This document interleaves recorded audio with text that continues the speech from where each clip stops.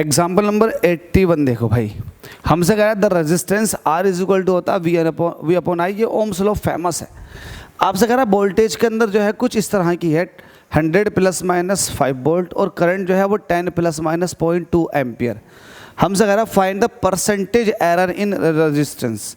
आपको इसके अंदर परसेंटेज एरर बतानी है। क्या बतानी है? Percentage error.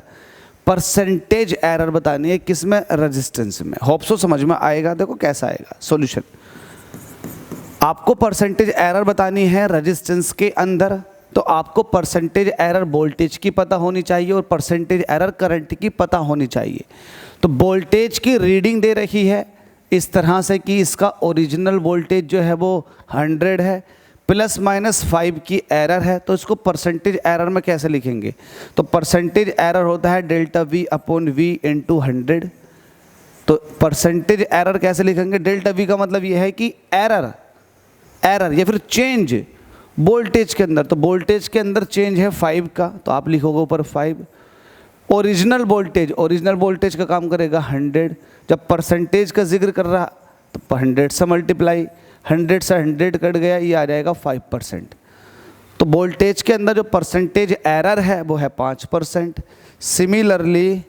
सिमिलरली जो करंट के अंदर परसेंटेज एरर आएगी तो वो आएगी DI over I into 100।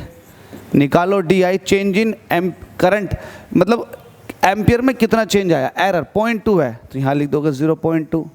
Original कितना था 10 मल्टीप्लाई बाई 100। 10 से 10 कट गया, ऊपर 10 है 0.2 की 10 से मल्टीप्लाई करोगे तो ये आ जाएगा 2%। तो यहाँ पर करंट में जो परसेंटेज एरर आ चुकी है वो 2% की आ गई। वही वोल्टेज के अंदर परसेंटेज एरर 5% की आ गई। लेकिन आपसे इन दोनों की नहीं पूछी है, आपसे रेजिस्टेंस की पूछी है। तो आप कहेंगे since we know that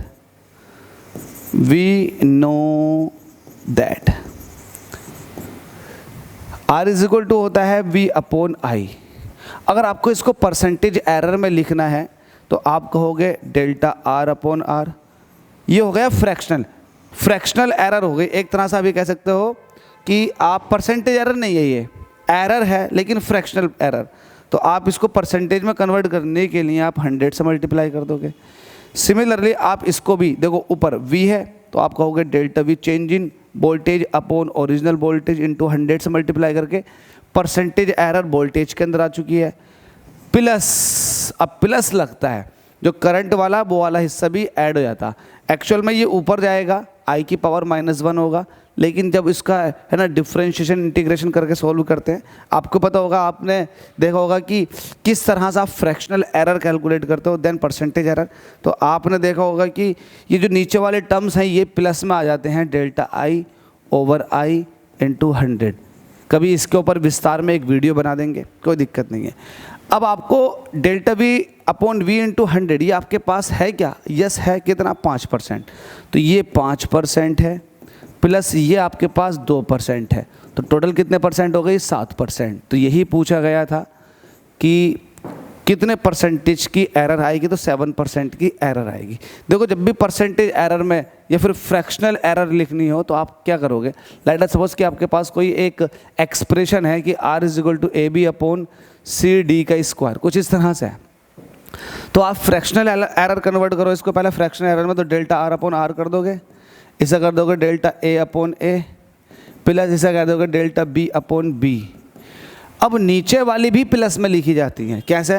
delta C upon C, delta C upon C। जितनी भी फिजिकल क्वांटिटीज़ हैं उनका आप इस तरह से करोगे प्लस। पावर पहला आ जाती है 2 डेल्टा D अपॉन D। ये आ गए फ्रैक्शनल एरर। तो ध्यान रखना, कुछ इस तरह से आप सॉल्व करते हो, ठीक है?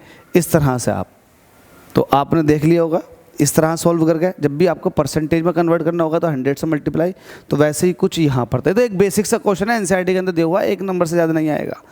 तो ये वाला क्वेश्चन आप समझ लो इस तरह से। Thank you.